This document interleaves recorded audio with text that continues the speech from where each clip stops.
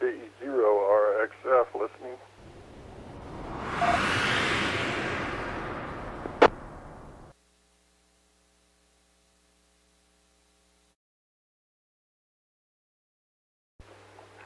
WA5VRL Fort Collins, good evening.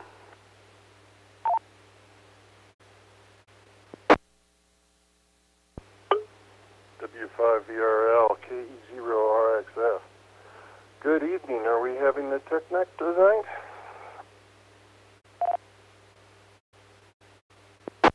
Well, I'm the wrong person to ask on that one. I assume there is, but I'm not sure what time they run it.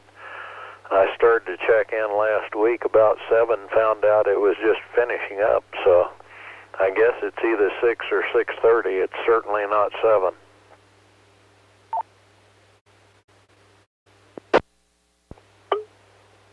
Yeah, I think I thought it was 6. I thought I just looked at the web page, but seems mighty quiet.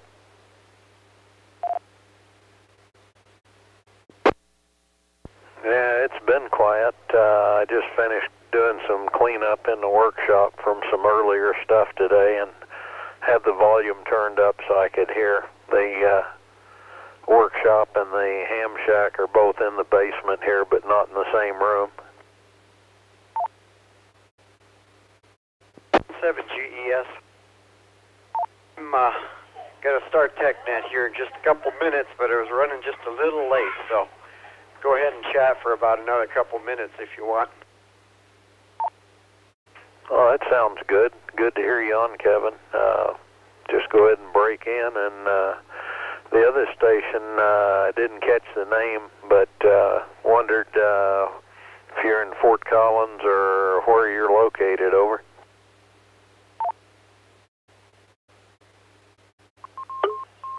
This is Randy in Fort Collins, Kilo.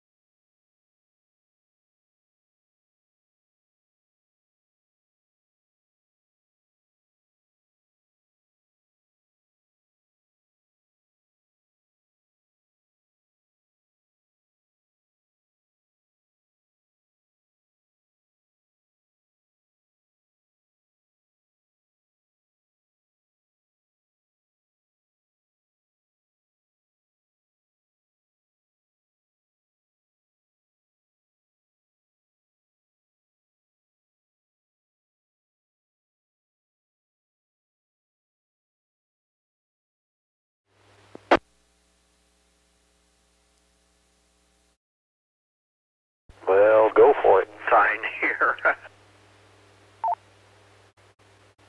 WA5VRL, I'll stand by.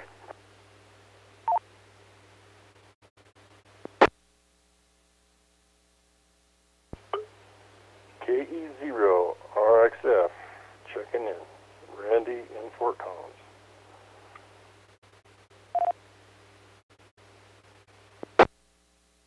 Very good. I'll take your guys' as first check-ins tonight, and I thank you for your patience to let me break in, and everybody else's patience for waiting for me to get my act together. Good evening. This is N7GES, and welcome to the NCARC Tech Net. Running a little late this evening. We're here to discuss technical issues regarding amateur radio, entertaining questions, giving assistance as needed. All comments are welcome, and I'm both on the air and via email to elmers@ncarc.net. We're on Echolink, as some of you are already aware, at W0UPS-R, And we're also streaming to YouTube, and these nets will be available for later listening as well. So I usually start out by taking check-ins first, just to see who's here. We have our first two already, Willis, WA5VRL, and Randy, KE0RXF. We're always glad to have you guys. Who else is out there this evening?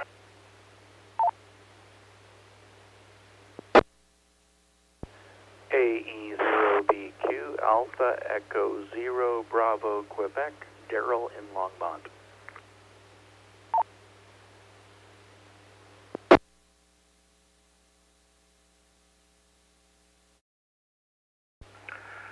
November 0, Echo Mike Papa, Greg, Fort Collins.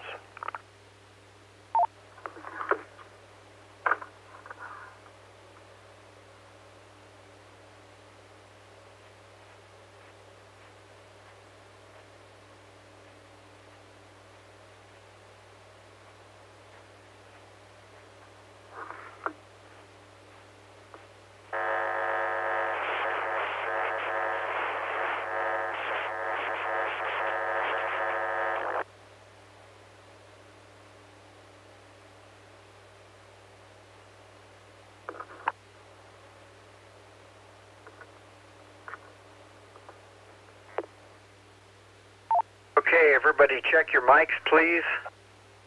You had an open mic there on the frequency, so make sure you're not keying your mic by accident. I did get N0EMP and AE0BQ. Thank you for checking in. There was another check-in that got covered by the mic key down. So come again, and anybody else that wishes to check in, please.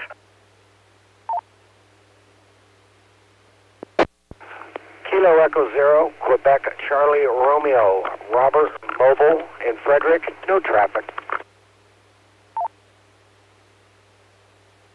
This is Kilo Echo 0, Lima Charlie Kilo, KE0LCK, the other Mike from Windsor. Kilo Delta 0, Tango Yankee Uniform, Joe in Loveland.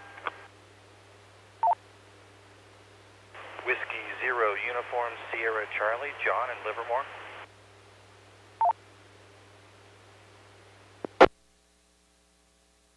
Kilo Echo 0, Sierra Delta Lima, Ben in Fort Collins. This is Whiskey 0, Romeo Delta Charlie, Rob, around Owl Canyon. Good evening. Kilo Echo 0, Hotel India Bravo, Ted in Fort Collins.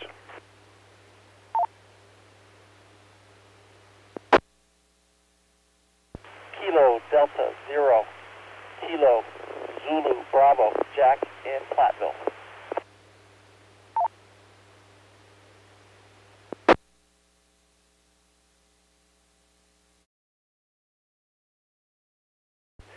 This is Whiskey 0 Alpha Sierra Papa, W0ASP, Terry in Berthoud, currently mobile.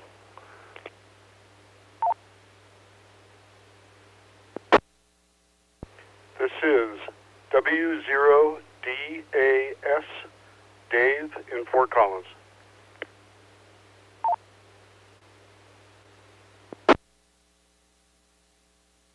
This is Kilo Bravo 0, Sierra Charlie X-Ray, George in Berthoud.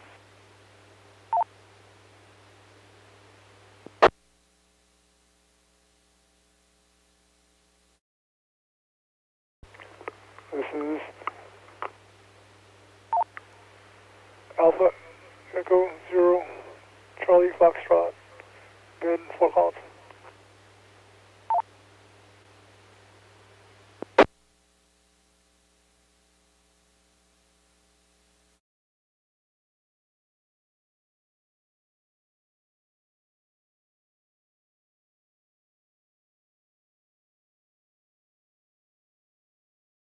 Wow, what a list.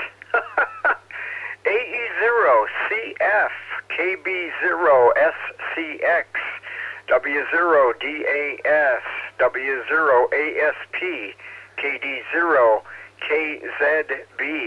KE0HIB, K0RDC. I think that's W0RDC, isn't it? I think I got that one wrong. Rob, I'm sorry. KE0SDL, W0USC, KD0TYU, KE0LCK, KE0QCR. Wowie. That was almost overwhelming there. Anybody I missed or any other check-ins, please? KC0RBT, Jim, Fort Collins.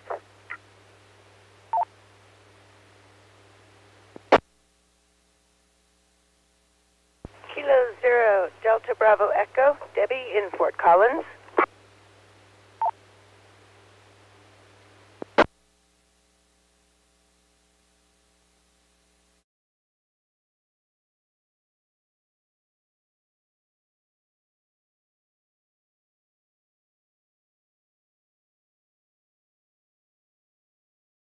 All right, KC0RBT, K0DBE.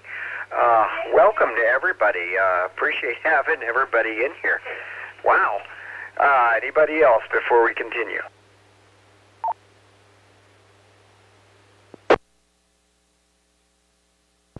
Kilo 9er Bravo Golf Uniform, Mobile, Horsetooth.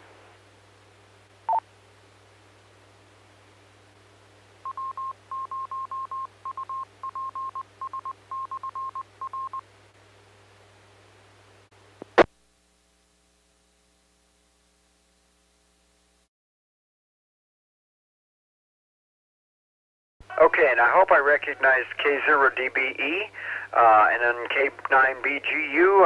Taryn, I haven't heard you in a while. It's good to hear you. All right, wow. Okay, well, let's just jump into our subject here. Coax, many kinds, many types, many different electrical capabilities and characteristics. What to use when? Why does it matter? Some of us know these whys, but others are new and maybe don't know that so well. So this is a good opportunity to remind ourselves what the differences are and why there's so many types and what we can do with the different types that we have.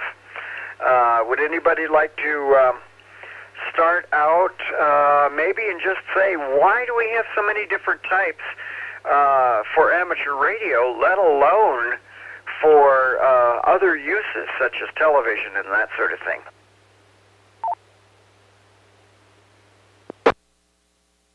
Q with a comment. Q, go ahead.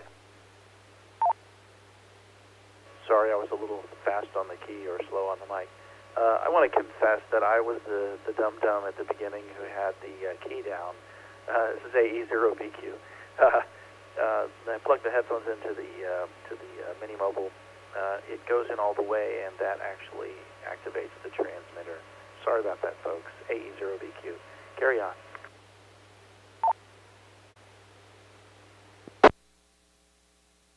Oh, well, you know, it happens. We understand that. Thanks for the apology, but certainly we understand, so it's no problem. All right. Anybody want to start off with comments about coax types and uses and other information we should know? WA5VRL. VRL, go ahead. Well, you mentioned the Tech Net a week or so ago, and I was going to send you an email, but with some info, but I never got around to it. Sorry about that. If you want, I can just make some comments and back out of the way and let everybody chew on it. Would that be acceptable? Sure, that's fine if you'd like to do that. Please do. Okay, I'll try to keep it short, and I do need to bail out of here probably a little before 7 anyway. Like you already mentioned, with the Coax, there's all sorts of types, and there's no one type fits all. You just have to read and compare the Coax spec against the intended application. Some of the more significant specs, I guess, would be impedance, power capacity, insertion loss, percentage of shielding. With any feed line, Coax especially, as the frequency that you're going to use it as goes up, the loss goes up and power level comes down. And that's because the RF energy is lost as heat, and the resistance of the conductors, and somewhat also in the dissipation factor of the dielectric. The insertion loss on the Coax is in the specs, but it can be shown in dB per 100 foot, dB per 100 meter, or other stuff. So you have to pay attention to the unit of measure. And because most Coax runs are not going to be 100 feet or 100 meters, so you're going to have to use some arithmetic to figure out what the loss is for each installation. Also keep in mind that the cable loss impacts both transmit and receive signals. So if you're using really low power and long run of Coax, go with the lowest loss cable that you can afford. For example, like on 70 centimeter band, 50 foot of LMR 400 or 9913, which is what I use. They're both good Coax, but 50 foot would cost you about 1.3 dB, and that's about 25% of the signal each way. So, and then again, if you're running high power on HF, you probably ought to pay attention to the power capacity of the Coax. That's in the specs, but it's spec for Coax used with a load that matches the line and also operating at 25-degree ambient usually. So as the SWR and the ambient temperature goes up, the power capacity is going to go down. It has to be derated. Anyway, break for a second. The other item, the percentage of shielding, Coax can be braided, which is the most common form for ham stuff, but there's also stranded foil, solid like hardline, corrugated, and there's several other types, but they can also be combinations, like some Coax will have foil and braid both. And the different shield affects the electrical and physical properties, of course, like the power capacity, the loss, and also how flexible it is. Some of the better Coax is double shielded, of course, to reduce emission and improve immunity. But also when you're picking the Coax, you might want to pay attention to what connectors are going on it, because that's usually dictated by the radio that it's going to hook to. And the connectors can be soldered, crimped, press fit, and a couple other types. But anyway, certain cables, mainly, the point is certain cables are a better fit for certain types of connectors and install methods. Anyway, let's see what else. The bend radius, pay attention to that. Most common spec is about 10 times the outside diameter of the cable, so, and don't bend it when it's too cold or too hot. And never directly adjacent to any connector. That'll cause problems down the road sooner or later. Anyway, and last week I talked to Bart on his travels, and the direct burial thing was mentioned for Coax. Be sure it says direct burial on the jacket or in the spec, otherwise it's not suitable to bury it in the ground. Any Coax could, of course, be put in conduit, but if you choose to direct bury non-rated Coax, it will deteriorate. And let's see, what else? Oh, one thing people don't usually think of, this is confusing for some folks, always treat the Coax as a 3-conductor cable. And and that's the center conductor, the inside of the shield, and the outside. And signals supposed to run on the center and the inside of the shield. You don't want anything running on the outside of the shield, which it can do if you don't use the right methods to stop it from doing that. Anyway, there's all sorts of coax and all sorts of prices. Just don't go too cheap, because you usually get what you pay for. Anyway, better turn it back to Kevin and move it on around there. WA5 VRL Fort Collins.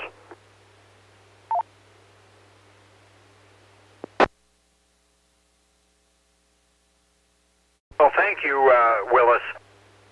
Goodness, lots of stuff there, and I appreciate that very much.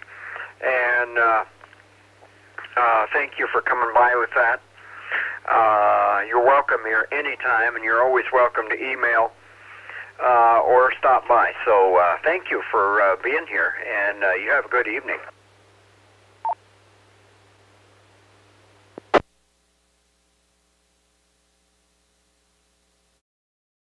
Okay, we have a lot to talk about, especially with all the info that Willis just gave us here. My goodness, I was writing like the Dickens. Any questions on all of the stuff that he mentioned? Since that was a summary only, and there's a lot more detail we could get into, or a lot of questions that might have brought up.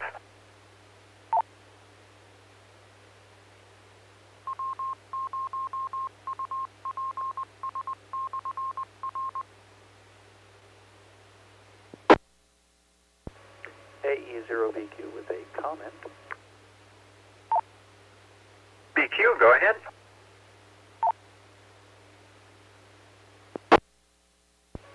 I'm pretty new at this. I just got my license in April. What I found from looking to set up my basic ham shack was, I think there are just about 4 or 5 commonly available types that are useful to ham radio. You have RG8, you have RG8X, you have the LMR, I think it's 200 series, and LMR 400 series. And there may be some other, combo types in between. And this is not to take away from anything Willis said, just to sort of, if there are new people out there, condensing my experience at actually buying things, cables, pre-made cables. In fact, I'm a big fan of things that are already built. You buy them, you take them out of the bag, you plug them in, and about 90-something% of the time they work. So this is just my attempt to sort of condense it down to, for ham purposes, you need one of these types. But again, not to take away from anything, the wonderful technical detail that Willis gave just now. AE0BQ back to net.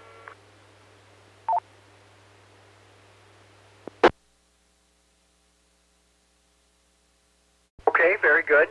And yes, there are a few very, very common types that a lot of us use. We don't have to be limited to those, but certainly many of those are going to be the most practical for what a lot of us are doing. Although it's amazing the other types that are available there. Other comments or questions?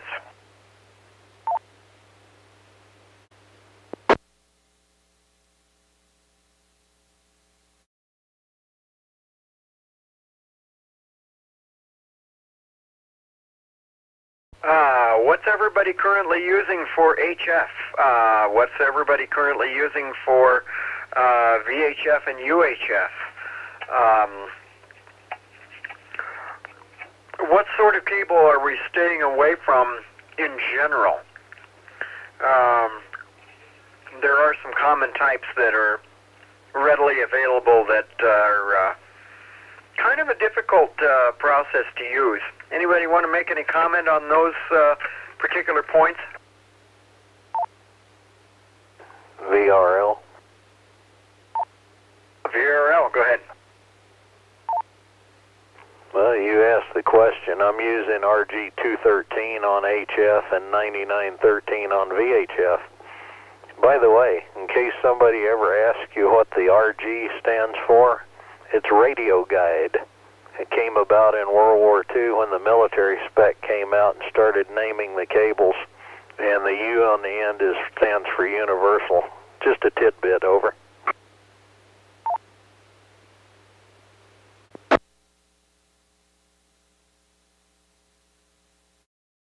All righty, thank you. That is interesting. That I had not thought about that before, and as soon as you mentioned it, was like, that is interesting to know what on earth that does mean.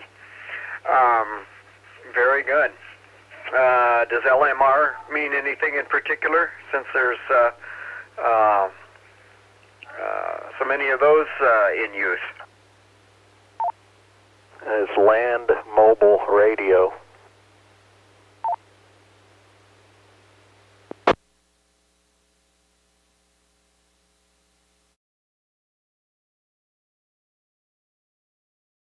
Okay, very good. Thank you. Thank you.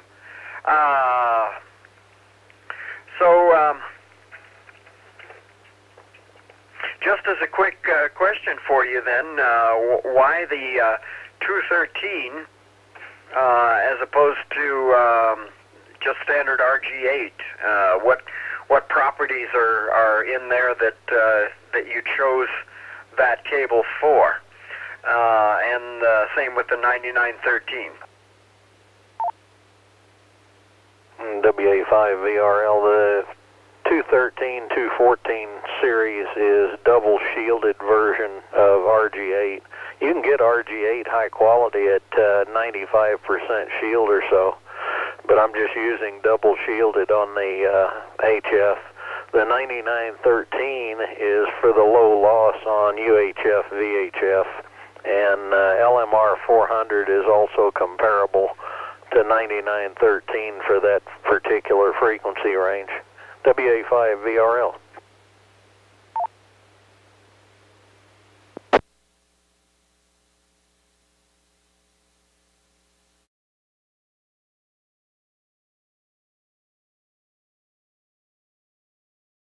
Okay, very good.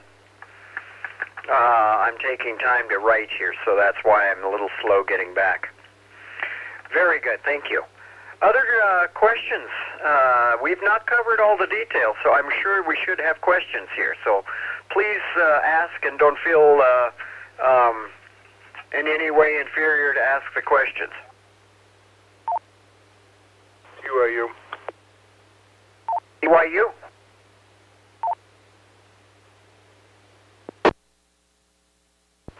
There's some things to be considered when you actually are purchasing this stuff. Of course, cost is always, I agree totally with Willis that, you know, you get what you pay for. But one thing that you might want to consider depends how far you're going to go, too. I mean, if you're shooting out 100 feet, you're probably going to need a better type of cable and whatever. And like he says, make sure that you get a cable that you can bury or you can set on the ground. I've used Davis Berryflex, which is the 9913, pretty much for everything, UHF and VHF and HF. However, the reason I did that is because I had it. Okay. And, you know, when you buy a spool, you just use it all up. But the distance makes a difference. The power you're running, if you're just running 100 watts, you probably can get away with just about anything. But if you're pumping an amp through it, you might want to think twice about it. The LM400s or the 9913, the bigger cables. So just kind of keep that in mind when you're...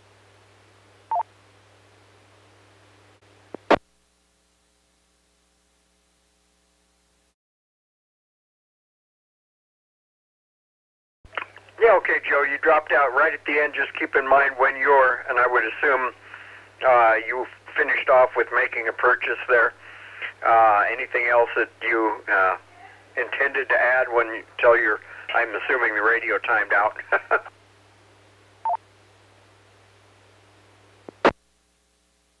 No, just when you're making a purchase, there's things you have to consider, and that's how far you're going to run it, because there is some loss in certain types of cable, and how much power you're pushing through it. If you're just using 100 watts or 50 watts, probably not an issue, but it would be if you were running 200 feet out in the distance there.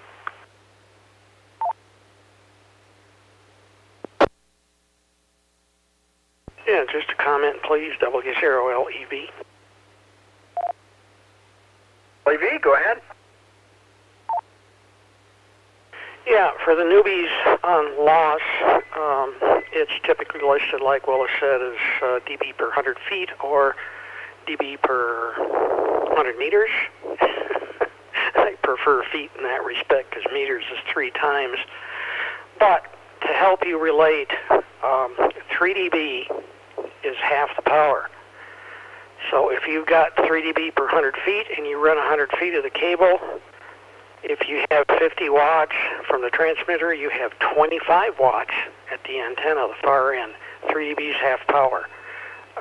It goes away pretty fast with RG58 on this frequency, 70 centimeter or 450. W0LEV.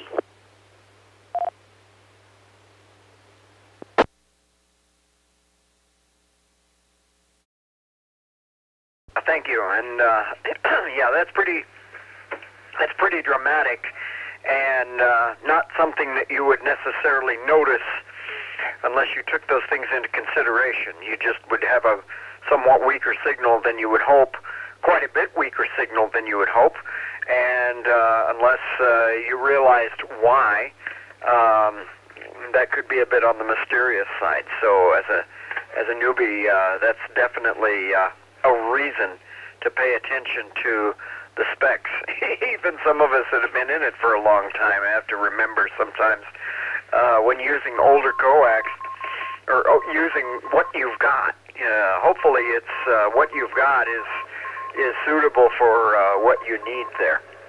But the loss factor is very important for longer runs of cable, and even shorter runs of cable. Can still provide you enough loss with the wrong cable to be a problem. So considering those things is always very important. Other comments or questions? This is NCARC Tech Net. EMP. EMP, go ahead, Greg. Hey, Kevin N0 EMP. A few comments. The loss per 100 feet, or however you want to measure it, goes up with frequency. I don't think that's been mentioned yet. So a cable that's acceptable for HF use for a given length will be worse at VHF, like 2 meters, and we're still at UHF, or 70 centimeters. So you want to look, if you're looking that up, you want to look at what frequency or what band you're going to use it on. Another comment, there's cable that has a solid center conductor, and there's cables with a stranded center conductor. And if your cable is going to be moving around a lot, you want the stranded center conductor for mechanical reasons, so it won't break in the center. When copper got expensive, some manufacturers started using steel for the braid, which I understand does not work as well. It's either higher resistance or whatever reason it's not as good a shield. So one trick is to take a magnet and see if it sticks to the cable or attracts the cable, and that might show either a copper-coated steel center conductor or a steel braid, which you might want to avoid. The other issues Willis hit on, mainly power handling capacity for your application, what type of connectors you're going to put on. Some braids, if you're going to use a connector that the outside solders to the braid, like your PL259 connectors usually solder to the braid. There are some braid materials that are easy to solder and some that are not, so you want to make sure you have something like a copper braid or a tinned copper braid if you're going to solder to it.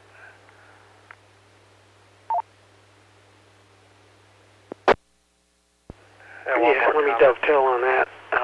I have gotten some inexpensive coax here of recent that because copper has gotten expensive, they're using aluminum. Don't go there. It does not solder. W0LEV.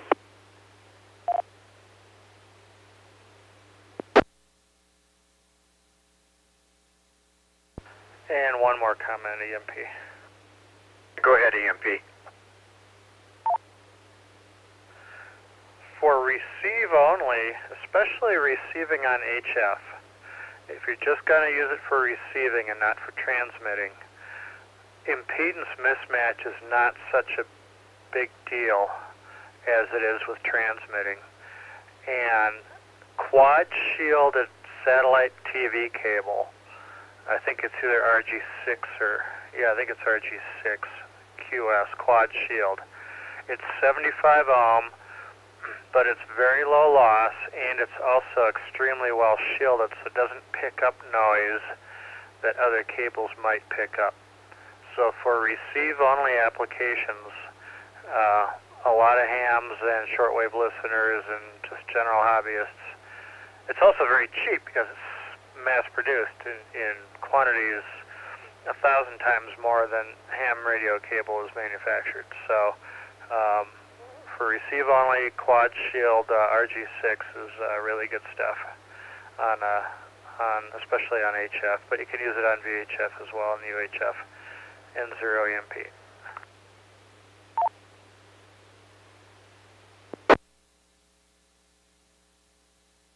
W0ASP with a question. ASP, go ahead.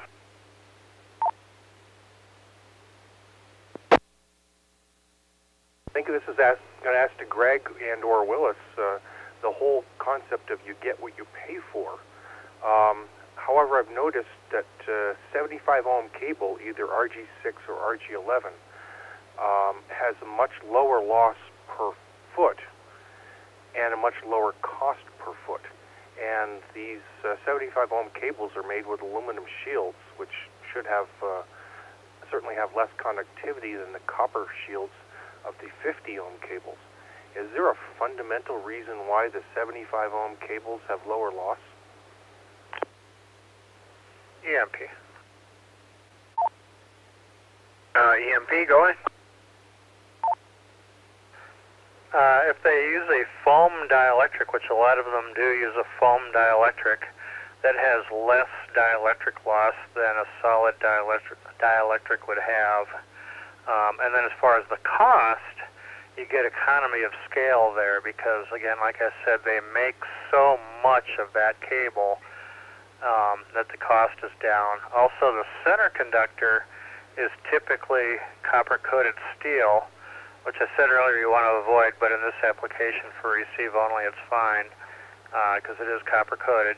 And they use a steel core for strength, and if you know how an F connector works, the center conductor is your center pin, so you don't want it to mush over when you try to stick it in a socket. So that's why they do that. But they make so much of that cable that it's very cheap, and with the quad shielding, very low noise pickup, and with the foam dielectric, it's low loss N0 EMP.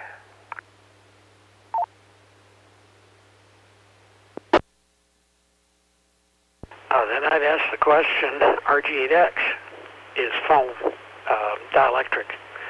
Why does it not have the same low loss as RG6 or RG11? W0LEV.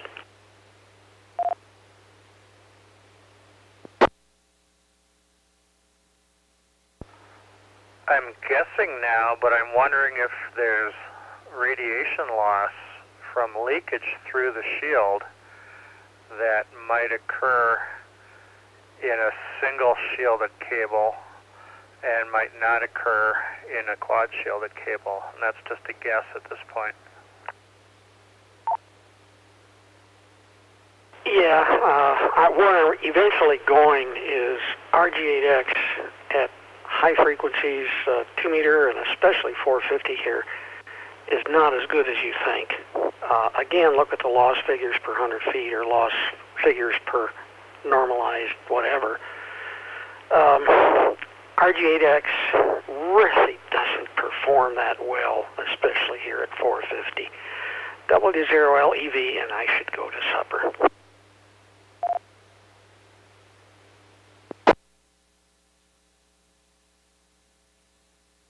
I didn't think there were that many people using RG8X at VHF and UHF frequencies. Am I wrong on that? I thought that was sort of given that people may have gotten away with RG8, but certainly not RG8X. Well, Kevin, it's marketed as a lower loss version of RG58, which indeed it is. But unfortunately, it's extrapolated to compared to RG8 213, 214. It is indeed lower loss than RG58, which is a solid dielectric 50 ohm coax, but it does not perform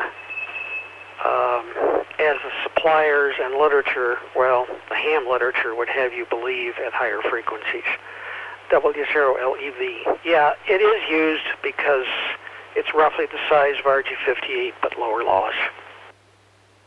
VRL. VRL. I can give you some specs real easy. This is for 400 megahertz at loss per 100 foot. And RG8 is 4.1 dB. RG8X is 7.9 dB, which is worse, but it's not as bad as RG58, which is 12 dB at 400 megahertz per 100 foot. On the other hand, LMR 400 and 9913 is about 2.5 dB per 100 foot at 400 megahertz. Again, you've got to pay attention to the spec, all the specs, based on what frequency and how much power you're going to be running. Otherwise, you'll be warming up a lot of line and not getting a lot of power out. Anyway, I'll back out of here, and you can go ahead and check me out. I need to get some stuff done before I go running amok in Fort Collins. N7GES in the group, WA5VRL. Go ahead.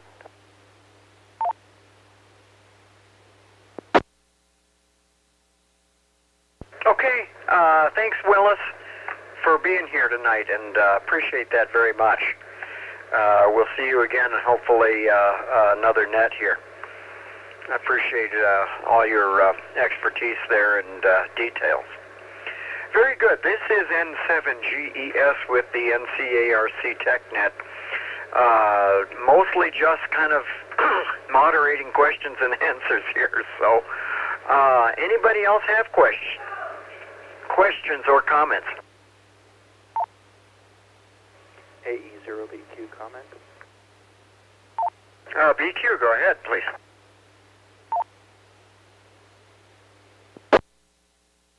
Right. I made my purchase decisions purely on economics, plus the suggestion of my Elmers and a little bit of research.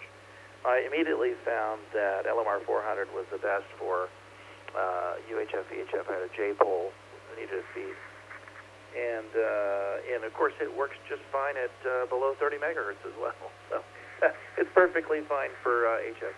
So I bought, I found a source, I think it was the Telex brand, 79 cents a foot. Prices, with connectors already installed.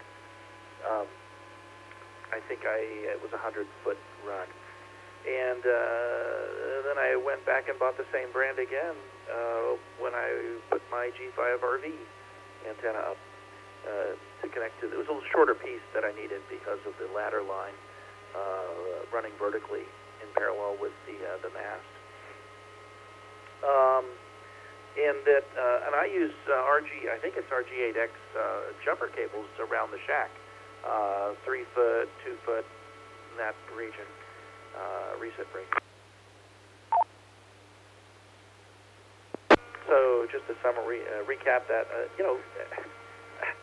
I mean, yes, there are gobs and gobs of types and gobs of specs, and LMR 400 seemed to be the best that I could buy with the lowest loss for VHF and UHF, and it happened to work for me at HF as well, so that's what I used. And I did shop around, and the prices varied from, like I said, 79 cents a foot to $2 a foot, which is crazy. Of course, the shorter cables are going to be more money. That's all for now. AE0BQ, back to net.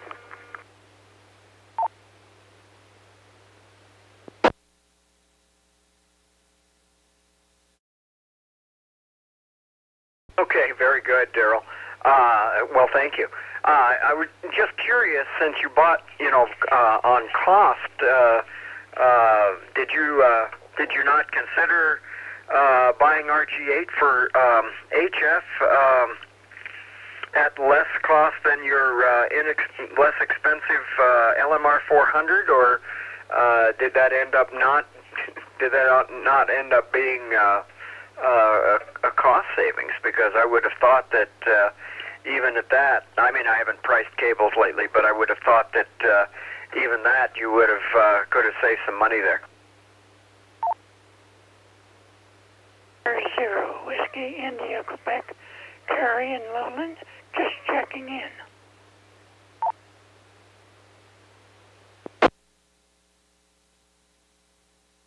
Okay, Carrie. You might want to wait till I finished asking a question and got a response there, but I will check you in. Thank you. Daryl, go ahead. No, I didn't think too hard about it. After looking at the loss specs, LMR 400 seemed like the thing to use. A few bucks here and there, not worth messing with. You have to drill 2 holes in my brick wall and spend, I don't know, almost $100 on lightning arresters, and the connectors, I ended up paying quite a bit of money for really high quality end clamp connectors on the outside. So my feed line, LMR 400 plus end connectors, and then once I get to my antenna switches at the point of the shack, then I switch over to SO239 and PL259 and run 8X from there around to the equipment.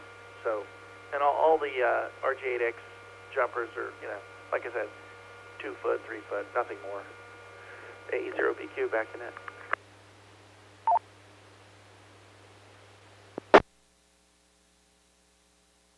Okay, very good. Well, everybody,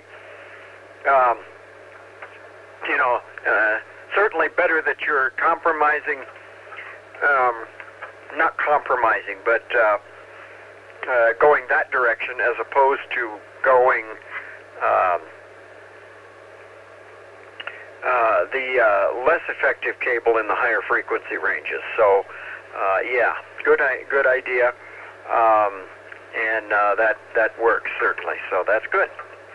Okay, other questions or comments? We've discussed a lot of things here. I'm sure we must have brought up more questions. This is N7GES and the NCARC Tech Net, and we're discussing Coax types this evening. WIQ with a comment. WIQ?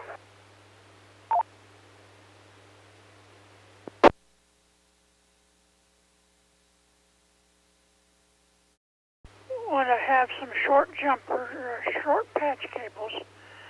So if the short patch cables are made out of RG8X, for just some short run or another, that'd be fine. And if you have to use a better cable for the long runs, that's pretty well mandatory, especially if you're after the last erg of power transfer.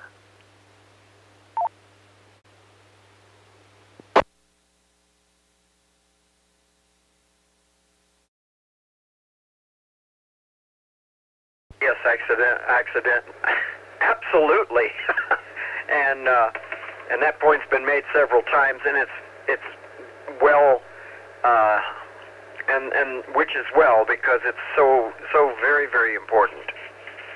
Very good, thank you. Okay, questions again specifically. Anybody with questions?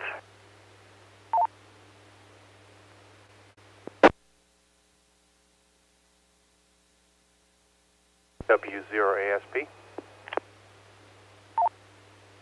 Good job. ASP, go ahead, Terry.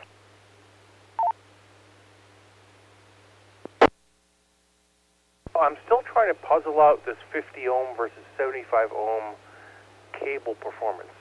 Greg N0EMP explained that the 75 ohm cable, even RG6 or RG11, is so cheap because it's made in such quantities.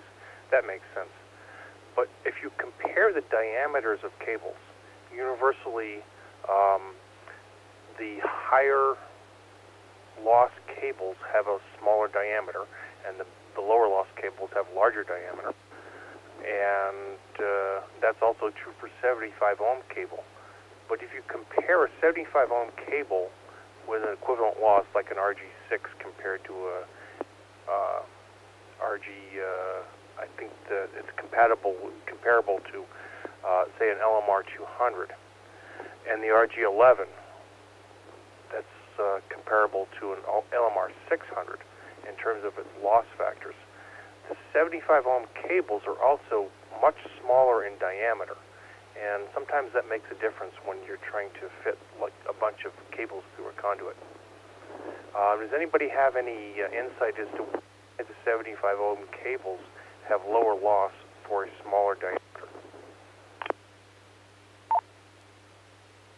I'll throw out a guess.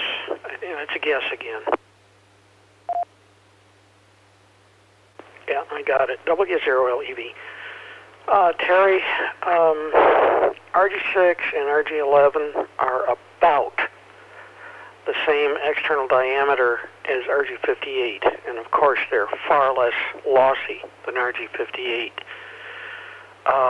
If you look at the diameter, that is the dielectric diameter, it's about the same as RG58, but the center conductor is much smaller. Consequently, the fields are a bit less in the 75 ohm cable than they are in the 50 ohm cable, for everything else being equivalent. That is solid dielectric, same solid dielectric. I'm guessing that the lower fields result in, of course, lower losses in the dielectric itself. That's my only guess, and I've not seen anything in the literature that I've traveled to indicate why 75 ohm equivalent to 50 ohm cable is lower loss. W0LEV.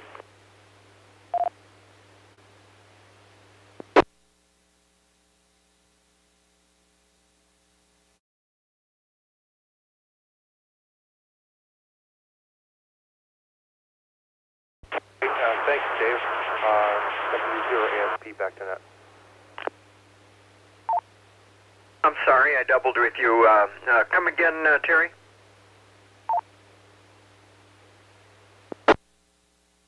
And then back to you, Kevin.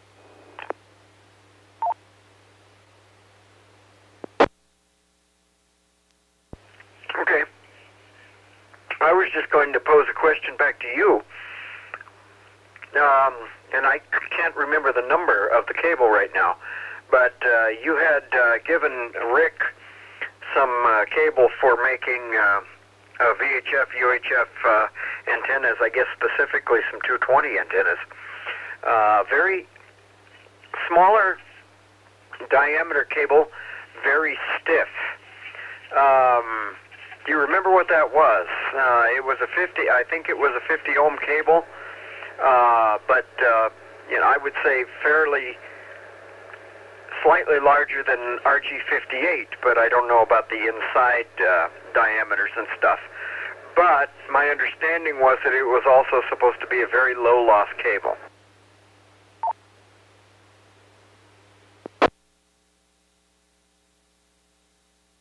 Yes, actually it's a good question. That is LMR 240, and with the suffix Delta Bravo, meaning direct burial. So the LMR 240, you can look up the the statistics on it and the loss factors, it's much, much better than RG58. It's very acceptable for UHF and VHF frequencies. In fact, I use that as all my tailors tail from the shack out through the up to the wall and outside, and then I typically go to larger diameter, less loss cable. But the LMR 240 is a very good cable in and of itself.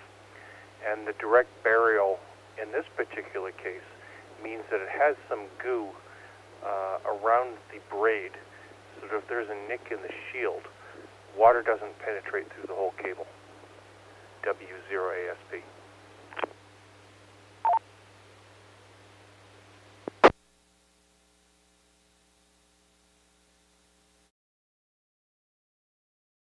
Okay, very good. Thank you.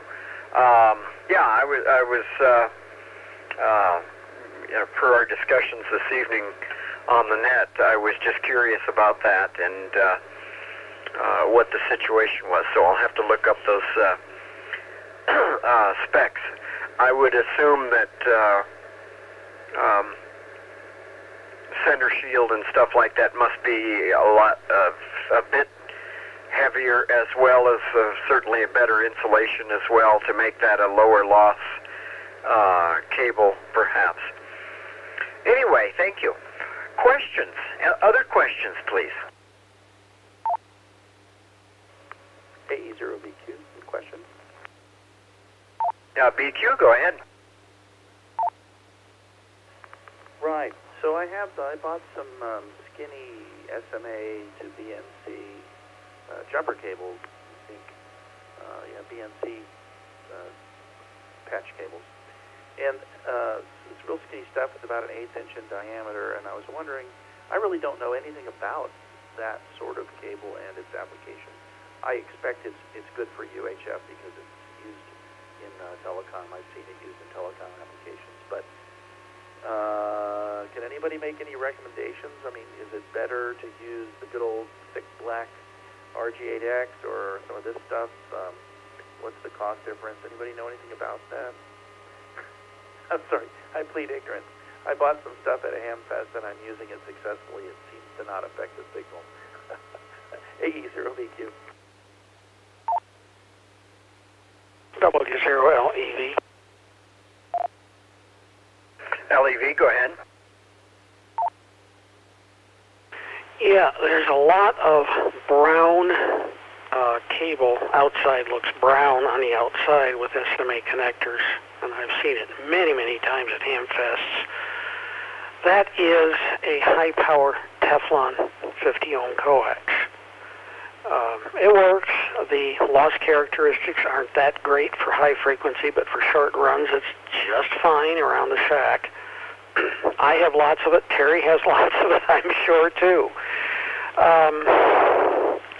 The other one is black and about an 1/8 inch diameter. The brown stuff with SMAs at the Hamfests are usually about the size of RG58. The very small stuff that you'll see occasionally in amateur installations is RG174, which is black, it's 50 ohms, highly flexible, but it's lossy as the dickens. Very short runs are fine at HF. I discourage it at UHF here, 70 centimeters. Chances are at the Hamfest you've got the RG142 high-power Teflon coax with SMAs. Already commented on it. I use it for current balance. It's good stuff, but wouldn't use it at any long runs at VHF, UHF. W0LEV.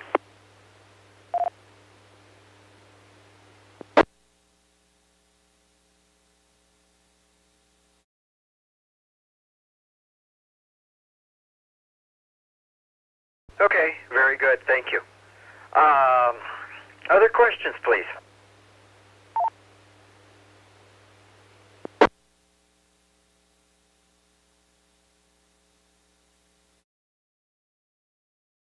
W0ASP for a comment? There, yeah.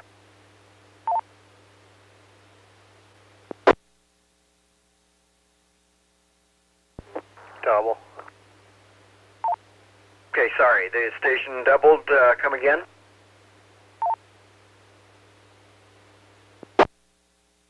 W0 ASP. Okay, ASP.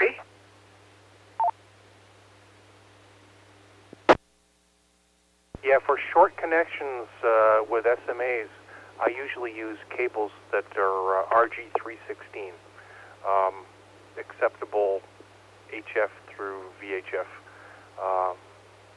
But definitely you want to keep those connections as short as possible.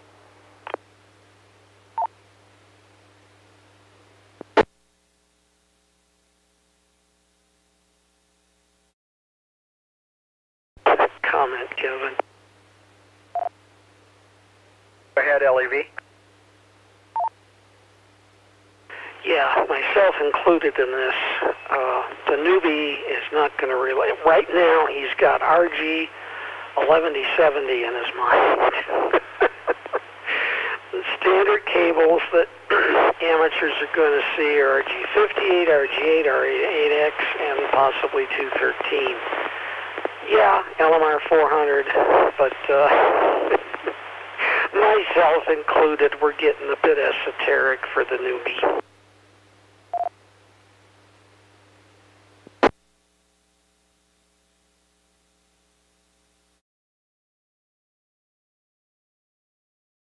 Yeah, going back to Daryl's comment on the sort of 4 different basic types. Yeah, thank you, Dave. It's easy for us to get carried away, and it is easy to get overwhelmed about the sheer number of different variations of coax.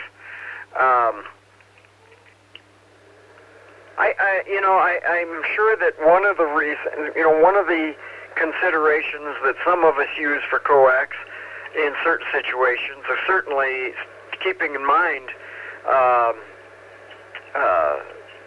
loss and distance of length of cord and that sort of thing, coax, but flexibility.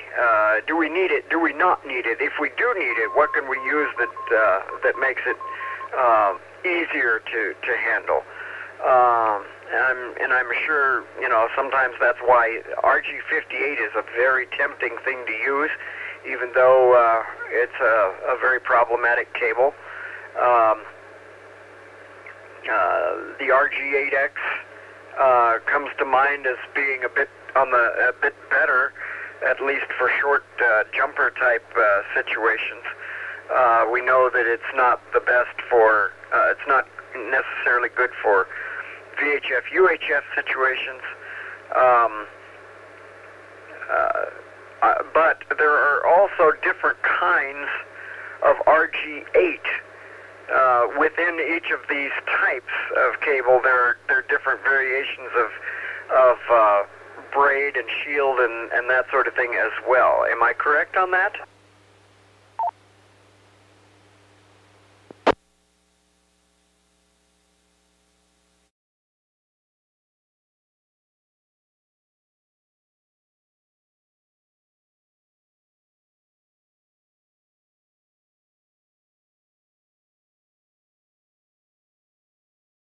Did I confuse everybody on that one?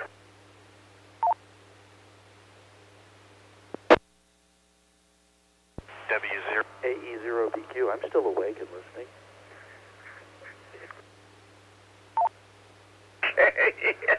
We had 2 there. Thank you, Daryl. Who was that? ASP?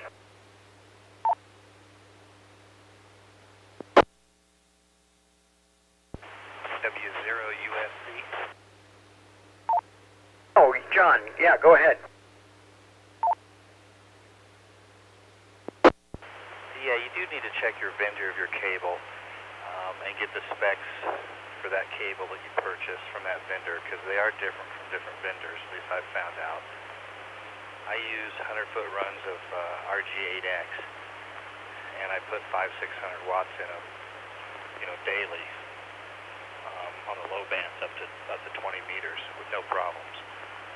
Very low loss. They work real well, but it depends on the vendor. So you got to check the specs from what you're looking at. Buy something name brand if you can. W0 USC.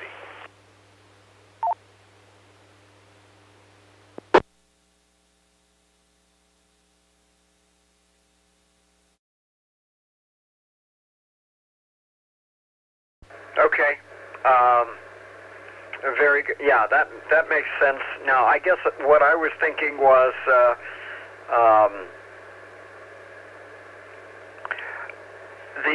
the standard for a type of cable like RG8X or RG8 or whatever still has room for different materials of dielectric and shield and that sort of thing too, though. Is that correct?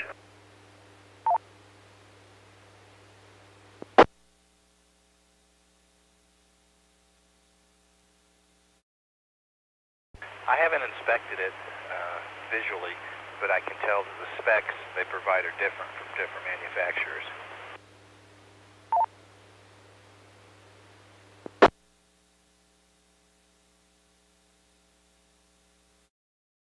Okay, very good. Thank you.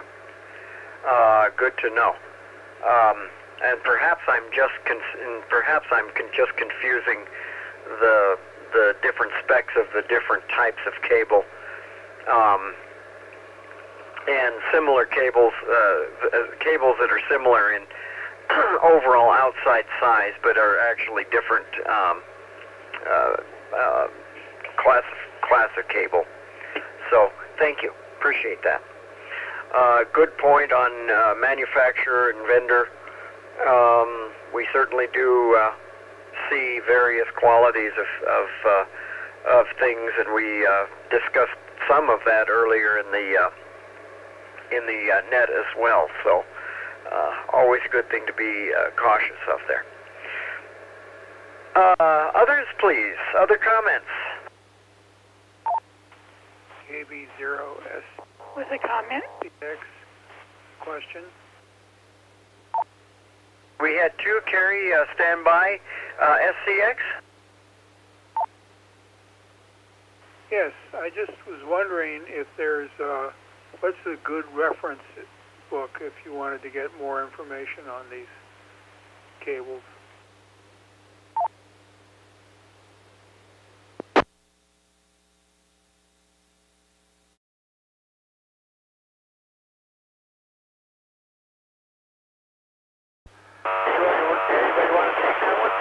N0 EMP. Hope I doubled with you. EMP, go again. Yeah, you might start with the RRL handbook.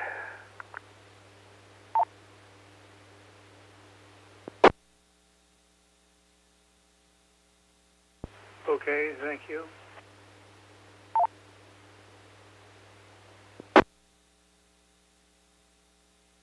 Okay, thank you. Greg? WIQ?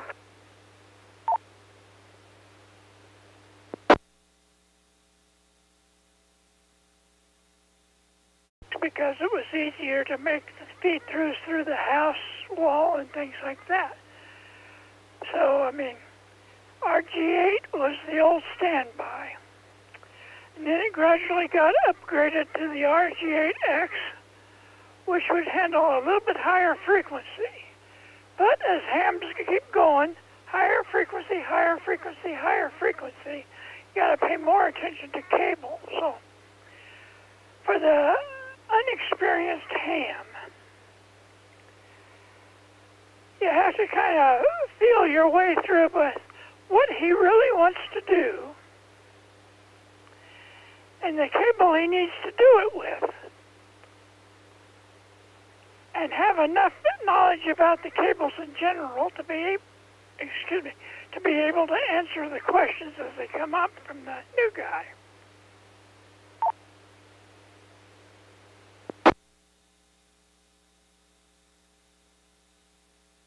Absolutely. Well, and I think tonight we've gotten some really good basic info.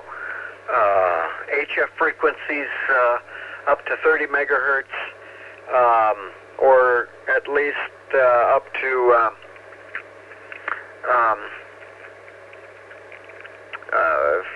probably for sure up to 30 megahertz. RG8, some sort of variation. From there on up, something like LMR 400 or equivalent. And generally stay away from RG58 unless you're using it for very short jumpers, and even then that might be just a little questionable. Am I right on, are those sort of generally good guidelines to follow? Anybody want to comment on that?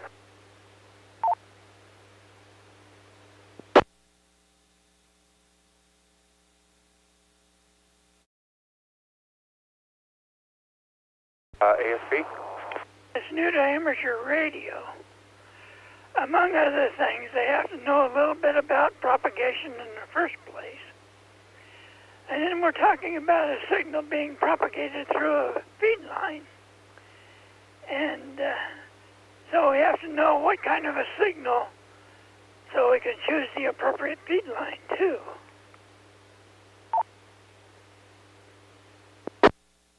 Okay, yeah, exactly. ASP, go.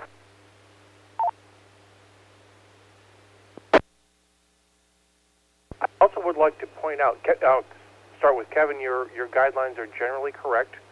And I also like to point out, as you start working in the higher frequencies, there is an LMR 600 that is technically equivalent to some of the smaller hardline heliaxes, and is a same construction as all the LMR series: foam dielectric, foil shield, copper braid, and its loss characteristics are pretty good up into close to a gigahertz range.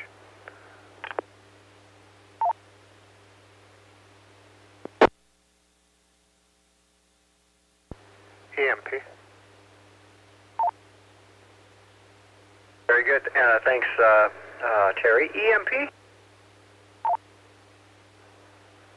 Yeah, kind of to dovetail on what Terry just said, getting into the real high frequencies and low loss and expensive cable.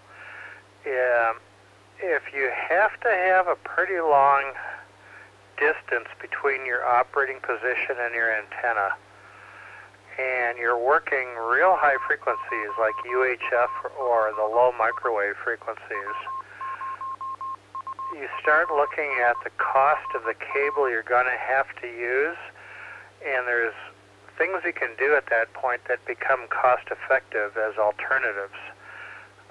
If you're doing receive only, you can put a preamp at the antenna, and there are preamps that are powered by, they get their DC power through the coax, so you can use a coax that's less expensive and has more loss because you have a preamp right at the antenna to boost the signal to make up for that loss that you're going to have on the cable.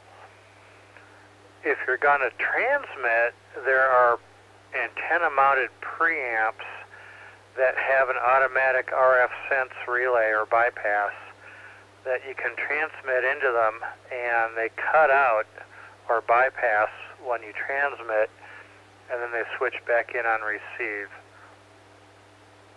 The other thing you can do is there's a thing called a transverter, and they're typically for the UHF and microwave bands, and they accept and output a lower band signal, typically 2 meters, but there's ones that work on 10 meters or 6 meters as well.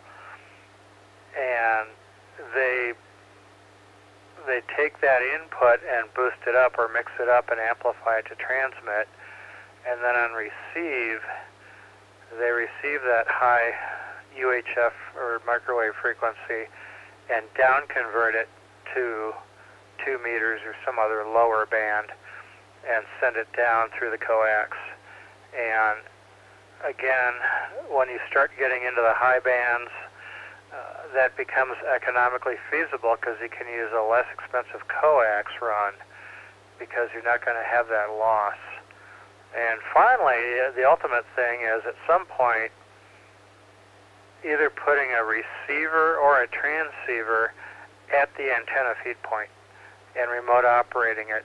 And at some point, depending on your circumstances and cable costs, that becomes feasible to do that instead in 0 EMP.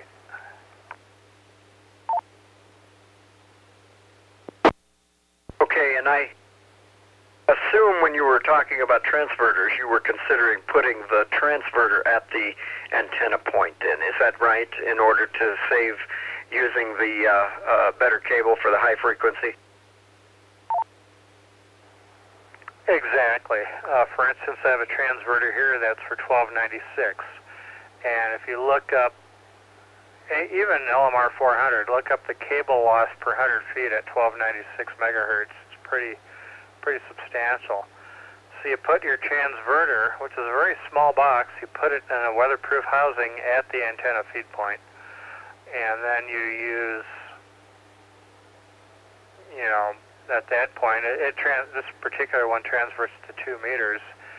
I mean, you could use RG58 if you really wanted to, but, LMR 240 or LMR 400 would be fine, which you couldn't use that for a long run at 1296, but on 2 meters you certainly can in 0 EMP.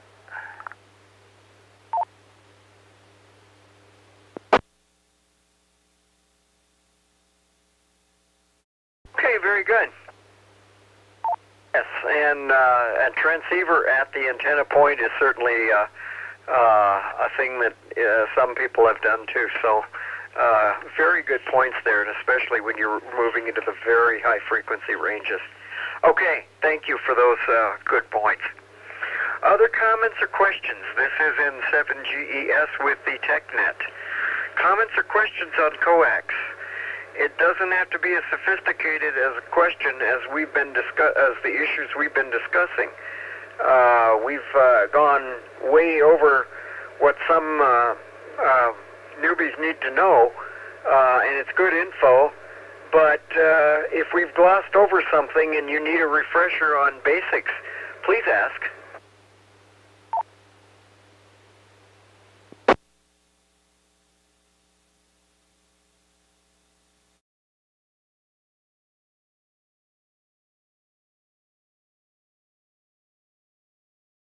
Okay, any other comments, curiosities about the more advanced topics, or comments about any of these things that have been mentioned so far tonight? AE0BQ question. BQ, go ahead. Well, I'm actually going the opposite direction. I used 3M33 series electrical tape, about anywhere 3 to 5 wraps around the mast, metal mast, to secure my feed line to the mast. First question is that okay? I found the recommendation online. It's substantiated in a couple, 3 different places, so I thought, yeah, it's a good way to do it. It's cheap, and when you have to telescope the mast down, you can just cut it loose and replace it. It's cheap enough. But that's, and then the other question is not exactly coax. So I have a twin lead feed, or the bottom half rather, of a G5RV, and I've got it hanging off of probably 20-something inches of 1x2 lumber. I built a yard arm out of 1x2 and anchored it to the mast with a piece of angle bracket and bolt, so it's real sturdy. It's well built. The G5RV junction at the top swivels on a bracket, so it seems to be pretty robust. The question is, for all the coax experts, not exactly a coax question, is it good to keep that off of the mast? It's a metal mast, inch and a quarter, inch and a half, whatever it is, telescoping TV mast. Do people do that, or is it just good enough to have it coming in at an angle off of the wooden yard arm? I don't have it next to the mast at any place. I have it sort of dangling out in the breeze, and then I anchored it at the base of the feed line to the around the coax to the mast. Hopefully that description is clear enough. AE0BQ, back to net. EMP. EMP, go. Yeah, coax, it's okay to have it up against metal, as long as your antenna is behaving properly. If you have a huge mismatch and outside currents on the outside of the cable, that's another issue, although it probably wouldn't make it any worse. But yeah, coax you can have up against metal, it's just fine. Balanced line, like your twin lead, that has to be kept away from conductors. Look up the loss, by the way, for balanced line. We haven't talked about that tonight. It's incredible. It's really good stuff. There's a couple mechanical issues with it, and you have to keep it away from metal and other conductors by at least a few inches. But yeah, so for that, your yard arm is fine. Keep it away from stuff until it transitions to coax, and at that point you can have it up against a metal mast, no problem, and 0 EMP.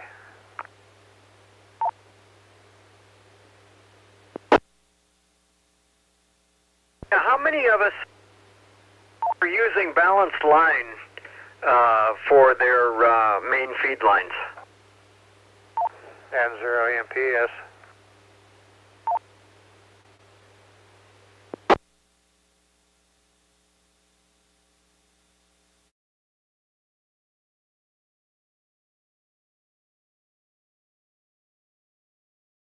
Okay, and is that going clear to the shack that way? I have a full wave loop, which for HF, which is a higher impedance anyway. So at some point, I have to have a balun to bring it down to 50 ohms. So what I did is, instead of putting the balun at the antenna and then running coax all that way, I ran 300 ohm, actually I'm sorry, I ran 450 ohm twin lead as far as I could, right to the point where it comes to the wall outside the shack. So I'm running the low loss twin lead as far as I can, keeping it away from metal stuff, and then I have a balun mounted right on the wall outside the shack, and then a coax comes through from there. So my coax run is about 6 feet. So that's how I did that, and 0 EMP.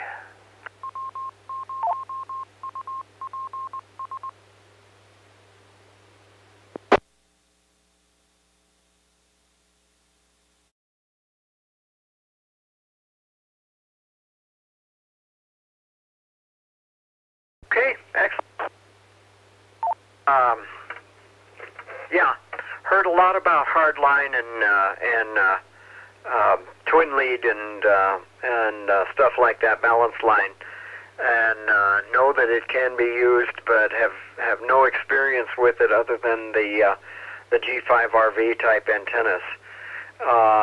But I know that it's a great way to go, but it does have to be handled with great care because of its for obvious reasons. Anyway, it's another alternative if you really are ready to use it carefully and correctly. All right, other questions or comments?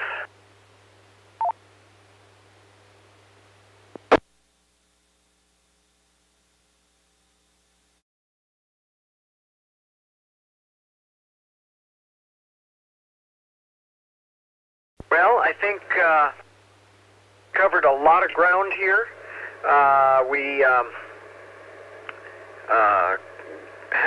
We put out a lot of very basic and advanced information, and many of you may want to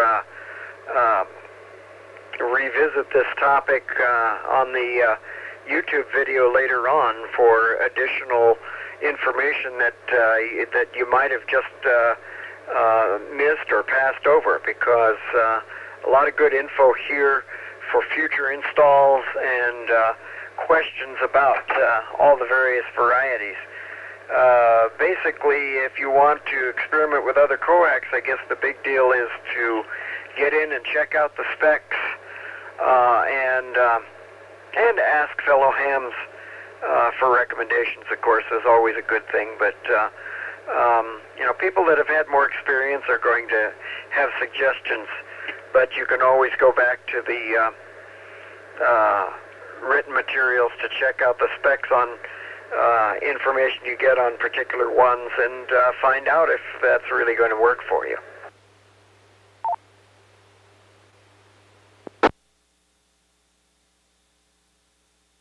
Again, Net caught up with me, and I did not get a topic ironed out for next week. I will do that immediately after I sign off here and get that up on the web post haste. I apologize for that. Again, I want to reiterate that if you have questions you'd like to pose on the net, if you have questions about this net, or if you have radio questions in general, please feel free to send them to Elmers at NCARC.net. That's Echo Lima Mike Echo Romeo Sierra at Northern Colorado Amateur Radio Club.net. I think I spelled that all correctly.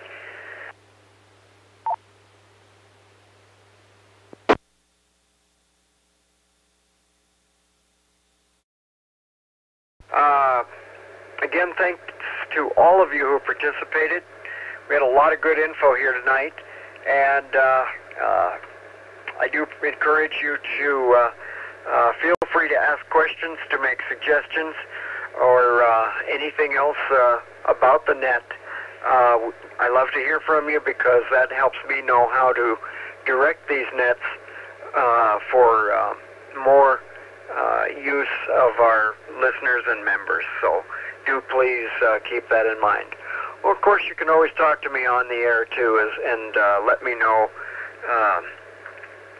your comments or ideas as well. Just make sure that I'm at a point where I can write them down, so that I can use them in future.